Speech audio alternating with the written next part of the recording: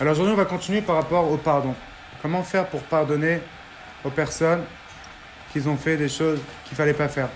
On a déjà parlé de 2 cours sur ça. On va développer encore plus aujourd'hui pour comprendre qu'en vérité, il y a beaucoup de personnes qui se disent le fait que je vais pardonner, peut-être ça va faire en sorte que on va encore une fois me refaire la même chose. Et ça montre sur une certaine faiblesse que j'ai, peut-être que je pardonne. Et tu peux te faire beaucoup de calculs dans ta tête qu'on va aujourd'hui analyser pour voir est-ce que ces calculs, ils existent vraiment. Est-ce qu'on peut recevoir ces idéologies.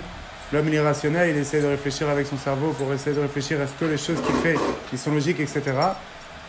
C'est pour ça qu'aujourd'hui, on va parler de ça encore une fois. On va continuer à encore plus développer selon les textes de la Torah, parce qu'on arrive là à Yom Kippour. C'est le dernier cours avant Yom Kippour. Yom Kippour, c'est le jour du pardon. Et de la même façon qu'on veut qu'Akadosh Baruch Hu nous pardonne, nous aussi, on veut pardonner. Et quand une personne, elle montre à Dieu qu'il pardonne, alors à ce moment-là, Akadosh Baruch Hu aussi, il va le pardonner. Mais s'il montre qu'il était tué, il ne veut pas pardonner, alors Akadosh Baruch Hu, voilà, c'est exactement Mida Keneged Mida. Ce qu'on fait avec la personne en face, Akadosh Baruch Hu, il fait la même chose avec nous. Alors c'est pour ça qu'aujourd'hui, on va parler de ce thème encore une fois pour développer encore plus, parce que j'ai eu plein de questions sur plein de domaines par rapport à ce domaine, le pardon. Alors, on va commencer avec une histoire intéressante qui s'est passée le jour de Kippour, ça fait 50 ans. Le jour de Kippour, ça fait 50 ans, il y a la guerre qui a explosé, la guerre de Kippour en Israël. Et il y a un monsieur qu'on l'appelle Akabar Amezamer. Vous pouvez chercher sur Wikipédia. C'est un monsieur qui vit encore aujourd'hui. Ils ont fait même apparemment des films sur lui. Et cette personne-là en question, c'était un génie. Tout ce qu'il voyait, il se rappelait. C'était quelqu'un de super, super curieux. Et il avait une mémoire incroyable.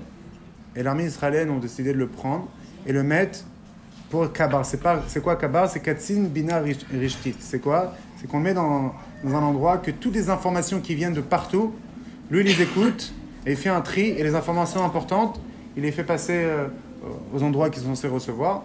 Et c'est ce qui se passe, c'est ce qu'il a fait. Et en effet, il a fait un très très bon travail. Mais ça arrive au jour de Kippour, la guerre elle explose, les Syriens ils arrivent. Ça va de partout directement, des morts malheureusement. Il y avait malheureusement dans la guerre de Kippour 2700 morts dans le côté israélien. Ça veut dire que vous imaginez un petit pays qui presque vient d'être rétabli. Imaginez que chaque famille pratiquement il connaissait un des morts des soldats. Et lui en question, quand directement il s'est arrivé, c'était sur la montagne de Kherban, ils l'ont attrapé et ils l'ont pas tué. Ils ont tué plein d'autres personnes. Lui, ils l'ont attrapé et ils ont réalisé qu'ils avaient un génie en face d'eux et qu'il avait plein d'informations. Alors, lui, qu'est-ce qu'il voit? Il voit les Syriens arriver, ça tape de partout, ça tue. Il s'est dit, Mistama, on a perdu la guerre et c'est fini, l'État d'Israël, il n'y a plus rien. Et ce qui s'est passé, c'est que ils ont fait passer le message comme quoi il n'y a plus l'État d'Israël. Là, on va faire un musée sur l'État d'Israël. Alors, puisqu'on va faire un musée, on a besoin de l'information. Dis-nous tout ce qui s'est passé, etc. Et lui, il a cru ça. Et il réalise, les gens en face de lui, ils réalisent qu'il a plein d'informations très importantes. Et ce qui se passe, c'est qu'à un moment donné, ils ont dit, ok, écris. Bien sûr, c'est des informations qui sont vraiment très, très, très secrètes. Des informations qui valent beaucoup, beaucoup.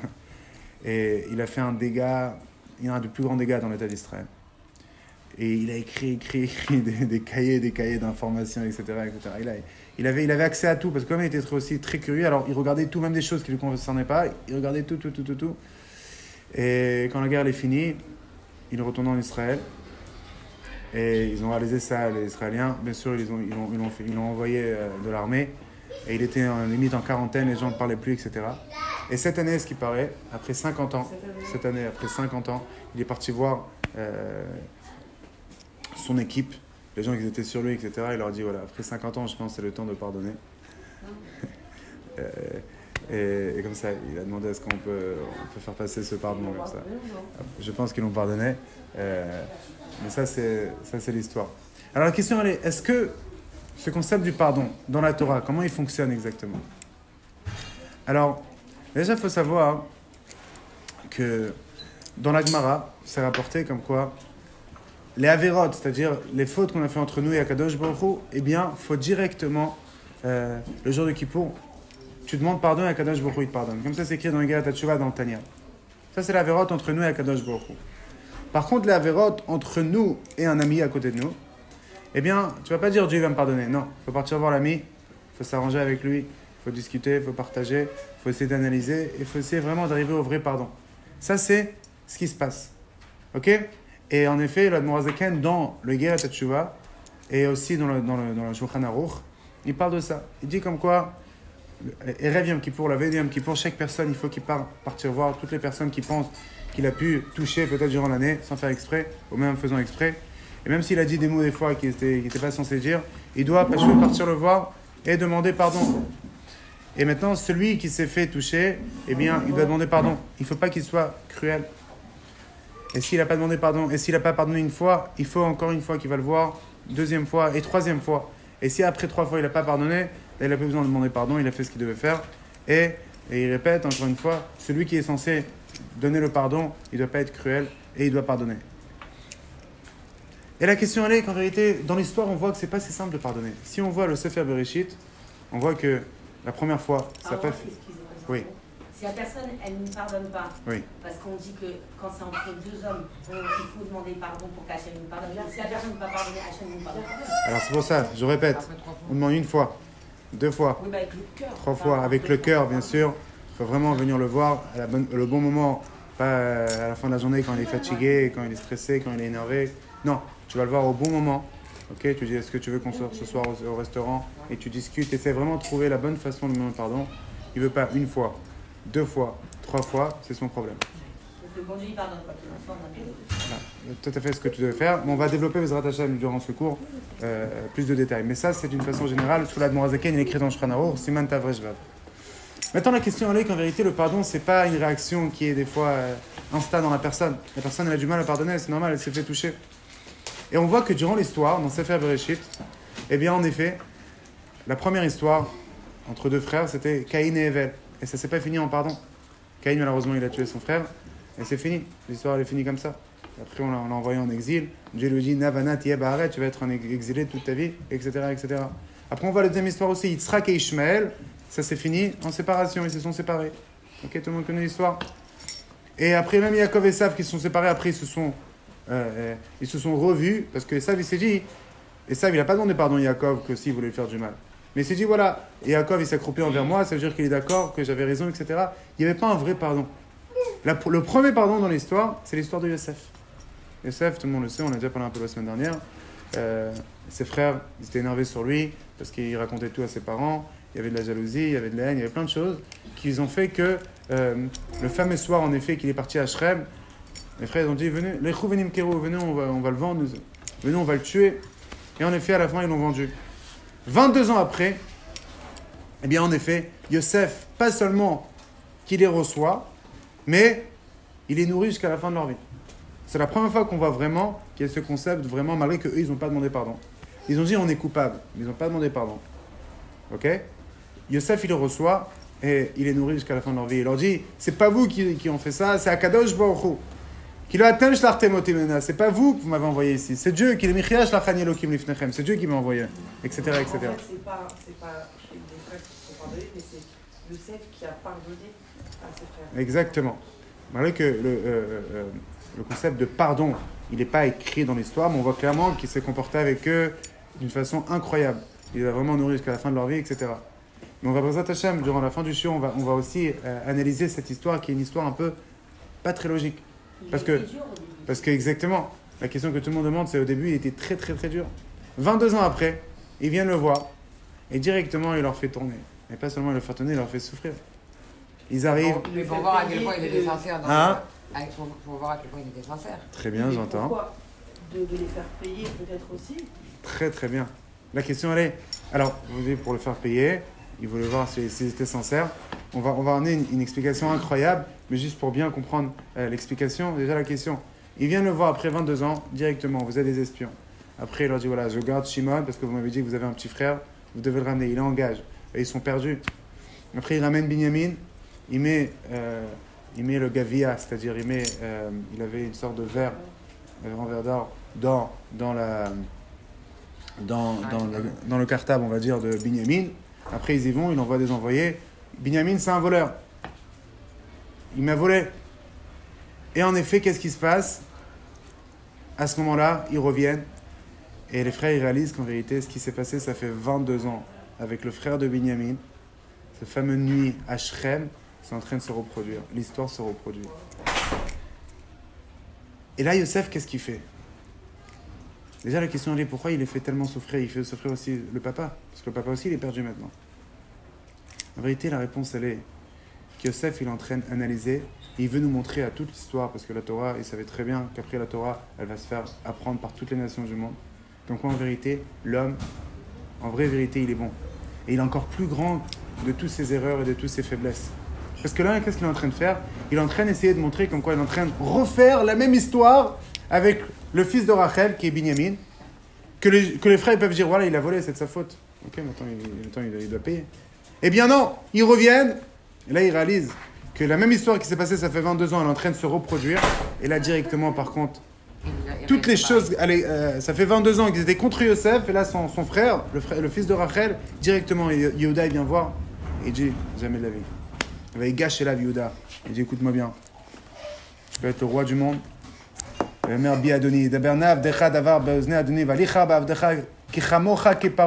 Toi et Paro, vous êtes la même chose pour moi. J'ai peur de personne. Moi, je peux partir à la place de lui. Mais lui, tu le laisses chez son papa. C'est le fils unique de Rachel. Yosef, il n'est plus là. J'ai un frère qui est parti. Là, il est en train de voir, il est en train de montrer à tout le monde qu'en vérité, l'homme, il est bon. Le même frère que ça fait 22 ans, il était prêt à tuer son frère. Il a montré qu'en vérité, toutes ces folies-là, c'était une folie. Il a compris de son erreur. Exactement. C'était parce qu'ils se sont créés des films que Yosef, il cafetait à papa, et ci, et ça, et ça. Mais il voulait faire montrer qu'en vérité, l'homme, il est bon, en vraie vérité. Et toutes ces erreurs qu'il a fait, c'est en vérité parce qu'il a une folie qui est passée. Mais il est encore plus grand que ces folies. L'homme, en vérité, en vraie vérité, il est bien et il est bon.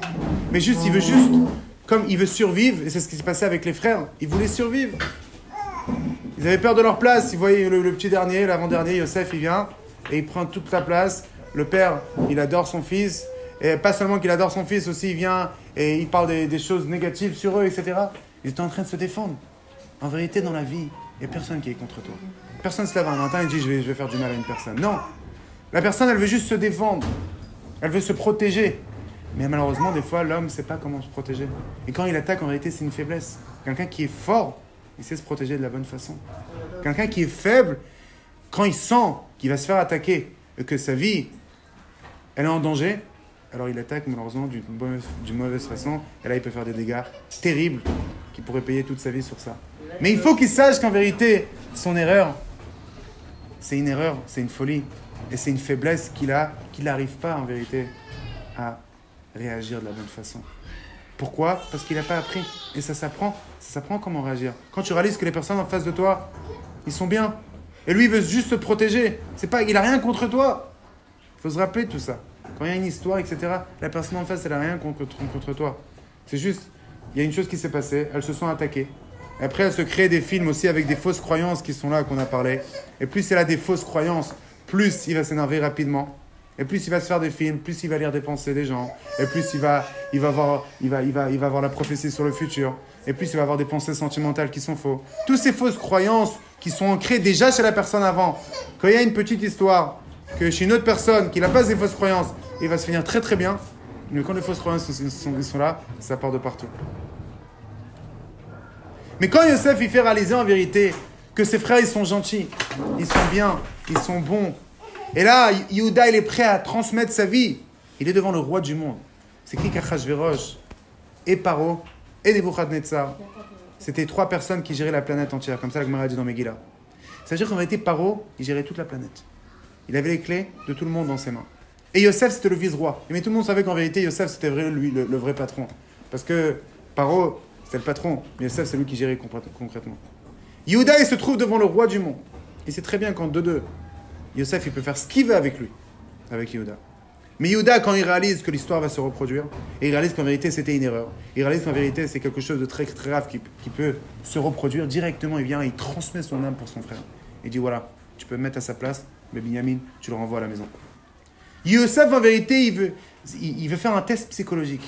Il veut essayer de montrer, en vérité, que les frères, ils sont bons, ils sont gentils, ils ont des bonnes intentions. Mais juste à ce moment-là, ce soir-là, en vérité, en Shrem, ça fait 22 ans, ils se sont sentis attaqués. Ils sentaient que le frère Yosef, et il leur cassait leur renommée, etc. vers le papa Yaakov. Et c'est pour ça qu'ils ont fait ce qu'ils ont fait. Mais en vérité, c'était une faiblesse qu'ils avaient. Ils ont essayé de se protéger, mais pas de la bonne façon. Et c'est pour ça qu'après, il veut refaire ce même test et il montre à tout le monde qu'en vérité, eh bien, ils sont bons, ils sont gentils encore plus que ça. Ils sont prêts à transmettre leur vie, à donner toute leur vie pour leur frère Binyamin, qu'en vérité, c'est le fils de Rachel. Maintenant, revenons à la question. Une personne se dit, j'ai peur de pardonner, parce que si je vais pardonner, peut-être je vais montrer une certaine faiblesse. Peut-être la personne, elle va refaire ce qu'elle a fait, etc. etc. Demander pardon avant qu'il faut. Voilà, on parle du pardon en plus. Donc maintenant, pour l'instant en tout cas, je suis en classe tous les matins. Donc c'est pour ça que je suis pas avec vous, mais j'ai beaucoup peur. J'aurais bien aimé être avec vous. Et Ezrat Hashem, avec l'aide de Dieu, j'essaie de me faire remplacer comme je peux. J'espère que, voilà, vous profitez bien. Et en tout cas, une année de Géoula. Amen. C'est des bonnes choses cette année avec ma chère. Amen.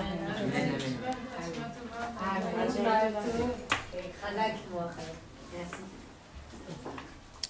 Alors, on va voir aujourd'hui qu'en vérité, le pardon, c'est pas du tout une faiblesse, au contraire. C'est une force que tu arrives à soigner le problème. À travers le pardon, tu vas soigner, tu vas aller au fond du problème et tu vas réaliser qu'en vérité, le pardon, il te fait réaliser que le mal, il fait partie du bien. Et c'est dur de dire ça, mais c'est un fait. La Gemara, elle dit, une personne, pour se rappeler une halakha, si elle veut se rappeler à vie, elle doit trébucher. Et quand elle va trébucher, à ce moment-là, elle va se rappeler à vie cette halakha. Ok, t'es pendant Shabbat, t'as allumé la lumière, tout le monde dit, oh, fais attention. Là, c'est sûr, tu vas te rappeler à vie que tu ne vas pas allumer la lumière, on est bien d'accord. Ça veut dire qu'en vérité, tu vois que la faiblesse que tu as eue, elle te rend beaucoup plus fort. Et chaque chose comme ça dans la vie. Et un autre exemple que la Gemara rapporte, Shtar she'atzala virur beveddin. T'as un shtar, t'as un contrat par exemple. T'as écrit avec ton patron. Et là, le patron il vient et il dit c'est pas vrai. Alors on va au tribunal.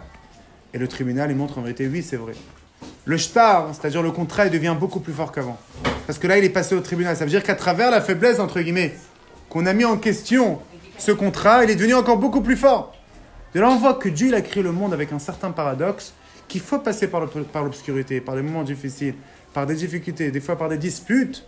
Ok, une personne qui s'est disputée avec une autre personne. Mais Baruch Hashem, ils ont réussi on parle vraiment de deux personnes normales, pas toxiques, des gens voilà, avec des pensées logiques. Et bien après, l'amitié devient encore beaucoup plus forte qu'avant. C'est pas moi qui le dis, c'est la halakha qui dit, c'est écrit dans la Gemara. De là, on voit que des fois, Dieu il fait d'une certaine façon que si un homme il est intelligent, et il reçoit les informations des bons endroits, des bons textes, que ça c'est la Torah, ça c'est la halakha, ça c'est la Gemara. Qu'est-ce qui va se passer? Il va réussir à prendre la difficulté et la rendre encore plus forte. Alors déjà, il faut savoir que le Rambam dit comme quoi en vérité, une personne qu'elle demande pardon, eh bien, en effet, la personne, elle doit pardonner. Et elle dit, quelqu'un qui ne pardonne pas, eh bien, ce n'est pas un signe du peuple juif. Le peuple juif, il pardonne. Ok? Zedakam shel zera Israël v'liban anachon. Par contre, les idolâtres, eux, ils ne pardonnent pas. Et les Yevonim aussi, toute une histoire dans la Gemara qu'on a rapportée la semaine dernière, ils ne pardonnent pas. C'est pour ça qu'on a dit, on ne peut pas le recevoir dans le peuple juif. Si tu ne peux pas pardonner, si tu as du mal, encore une fois, c'est normal que tu as du mal à pardonner, comme on a vu que ce n'est pas une réaction qui vient directement, c'est une réaction qui vient à travers un travail. Mais si tu ne pardonnes pas, alors en effet, c'est compliqué. Mais, c'est quelque chose qui est important à savoir. Il y a des personnes qui ont peur de pardonner parce que ça va se reproduire. Ok? Alors, il y a une histoire dans la Gemara, très intéressante, qui parle de ça. C'est quoi l'histoire? L'histoire est la suivante. Une fois, il y avait Rabbi Elazar et Rabbi Shimon. C'était un monsieur qui a appris beaucoup de Torah.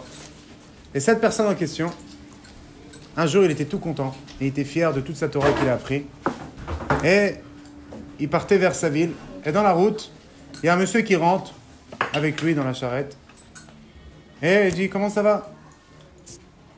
Et là, Rabbi Elazar, une fois, il était un peu avec un état d'esprit... voilà, il était content, il était fier de lui-même. Il regarde et lui dit...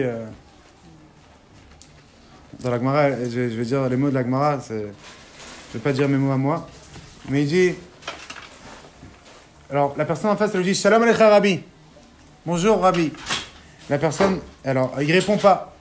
Et après, il lui dit « Écoute, qu'est-ce que t'es pas beau, toi ?» Comme ça, Rabbi Eliezer Rabbi Shimon, il dit à cette personne-là. Et là, il lui dit « Est-ce que tous les gens de ta ville, ils sont pas beaux comme toi ?»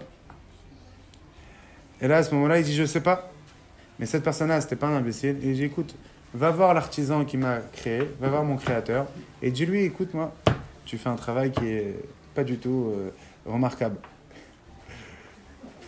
Et tu fais un travail pas seulement qui est pas remarquable, un travail qui est pas beau du tout. » Et là, il réalisait qu'en réalité, la personne en face de lui, elle a du répondant qui va directement très fort. Il dit « Ok, pardonne-moi, désolé. » Il a demandé pardon. Il dit non, il voulait pas le pardonner. Et comme ça, il demande jusqu'à qu'ils arrivent dans la ville. Et quand ils arrivent dans la ville, il y a tous les gens qui entendent que Rabbi Eliezer, Rabbi Shimon, le grand Rabbi, il arrive et tout le monde vient et dit « Shalom alecha Rabbi !» Et lui, il est à côté. Il dit « Lui, si c'est un Rabbi, alors je veux pas qu'il y ait beaucoup comme lui dans le peuple juif. » C'est lo yirbu kemoto be'Israël. Et là, il raconte à tout le monde ce qui s'est passé. Les gens, ils ont compris, ok, ça peut être quelqu'un de grand, mais voilà. Chaque personne, il a un mauvais penchant, etc. Et les gens lui disent, ok, mais pardonne-lui. Alors, pardonne-lui, c'est un grand dans la Torah, s'il te plaît.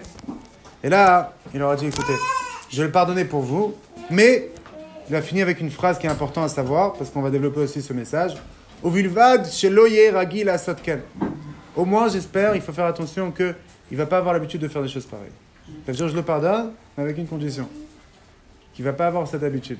De là, on voit que quoi ? De là, on voit qu'en effet, quand il y a une personne en face, que tu sais que si tu vas pardonner, eh bien, elle va recommencer. Alors, il faut faire attention, il faut savoir le faire. Et encore plus que ça, la Gemara raconte une histoire qui va encore plus loin. Si tu sais que le pardon, il va t'endommager, alors encore une fois, d'une façon générale, le pardon, il ne va pas t'endommager et ça ne va pas se reproduire, on parle d'une personne normale. Mais il peut y avoir des cas. Alors je vais ramener ces cas pour faire comprendre un peu le message à travers la Gemara, qu'il peut y avoir des cas extrêmes. Si une personne, quand tu vas le pardonner, ça peut t'endommager, alors on voit une histoire dans la Gemara intéressante, et vous allez décider tout seul comment apprendre de cette histoire. On va développer avec le cours. On va dire un monsieur qui s'appelle Rav. Rav, c'était un grand Rav. On l'appelait Rav parce que c'était un grand Rav. Et lui, il avait l'habitude de lire les Nevi'im, les écrits devant Rabbi Yehuda Hanassi. Et une fois, il commence à parler, quelqu'un dans le Torah Café, il y a une autre personne qui rentre. Alors il décide de recommencer. Et une autre personne qui rentre, et il recommence. Une autre personne qui rentre, il recommence. À un moment donné, il y a Rabbi Yochanan qui rentre. Et là, à ce moment-là, Rabbi Hanina, il rentre. Et là, à ce moment-là, qu'est-ce qui se passe ? Il s'est dit, ok, je ne peux plus recommencer. Et il continue. Et là, Rabbi Hanina, il a ressenti comme quoi il n'a pas recommencé pour lui. Rabbi Hanina, c'était un grand du peuple juif. Et il était touché, il était vexé. Et quand Rav, il a réalisé ça après, il est venu pour lui demander pardon. Rabbi Hanina, il ne voulait pas le pardonner. Écoutez ça, c'est cette histoire. C'est une histoire incroyable qui est rapportée dans la Gemara. La Gemara Yoma en plus. La Gemara Yoma, c'est la Gemara qui parle du jour de Kippour. Il y a 82 dapim qui parlent que du jour de Kippour. Yoma, c'est le grand jour, le jour de Kippour. Il parle toutes les halachot sur Kippour. Et lui, il est comme ça, et il essaie de le pardonner tous les années, la veille de Kippour. Et rien à faire. Pas le pardonner. Pourquoi il ne voulait pas pardonner en vérité ? La Gemara raconte. Parce que Rabbi Hanina, il a rêvé. Dans son rêve, on sait très bien que on va faire Bezrat Hashem aussi tout un cours sur les rêves. Il faut savoir qu'aujourd'hui, les rêves ne veulent pas dire grand-chose d'une façon générale. D'une façon générale, ça dépend lesquels. On va faire un cours sur ça, c'est pas le thème aujourd'hui. On peut parler des heures et des heures sur ce thème-là. Dans Brachot Daf Nun Vav, il y a toute une sugia qui parle de ça. On ne va pas aujourd'hui rentrer. Mais ce qui est sûr, c'est que lui, il a fait un rêve, Rabbi Hanina. Lui, c'était un grand, ça veut dire que le rêve qu'il faisait, c'était pas n'importe quoi. Et dans son rêve, qu'est-ce qu'il voit ? Il voit que Rav, il a grimpé sur le palmier, il était au-dessus du palmier. Et en vérité, le message du rêve, c'était que Rav, ça sera un grand. Ça sera le Rosh Yeshiva. Il s'est dit, si Rav, ça va être le Rosh Yeshiva, alors moi, je devrais partir de ce monde parce qu'on ne peut pas être ensemble. Et quand il a réalisé ça, il s'est dit, si je veux le pardonner, alors à ce moment-là, il va vivre avec moi. Et s'il va avec moi, ça va devenir lui le Rosh Yeshiva. Et si lui devient le Rosh Yeshiva, moi, je devrais partir de ce monde parce qu'on ne peut pas faire Rosh Yeshiva ensemble. C'est pour ça qu'il a décidé pendant 13 ans de ne pas le pardonner, pour que Rav il parte à Bavel, et que là-bas il devienne Rosh Yeshiva. Qu'est-ce qu'on voit de cette histoire ? On voit de cette histoire comme quoi en vérité, si c'est qu'à travers le pardon, il y a quelque chose de négatif qui peut arriver dans sa vie, quelque chose de mal, il n'a pas besoin de pardonner parce que sa vie, elle passe avant la vie de son ami. Mais encore une fois, ça c'est une histoire pour faire un peu, pour donner plein d'éléments pour avoir toute la grande image. Ok, mais d'une façon générale. Je n'étais pas sûr de raconter cette histoire parce que j'ai eu peur que... On dit Chachamim Izaharu Bedivrechem, faut faire attention quand on dit des mots parce que les gens après ils vont prendre... Non, de façon générale, je pense que la majorité des gens aujourd'hui, faut pardonner. Et si vous avez vraiment une question, partez voir une autre personne pour savoir est-ce que vous faites la bonne décision. De façon générale, il faut pardonner et le pardon, il ne va pas vous causer des problèmes. Là, c'est vraiment une histoire juste pour vous donner la grande image. Mais d'une façon générale, il faut pardonner et le pardon va vous ramener que du bien, comme on va voir dans le cours aujourd'hui. Il faut pardonner, mais après, il faut faire attention parce qu'il y a des gens qui sont... Sur le fait, on pardonne, mais après, il faut faire... Mais tu peux pardonner et t'éloigner. Ouais, Exactement. On a parlé de ça l'autre jour.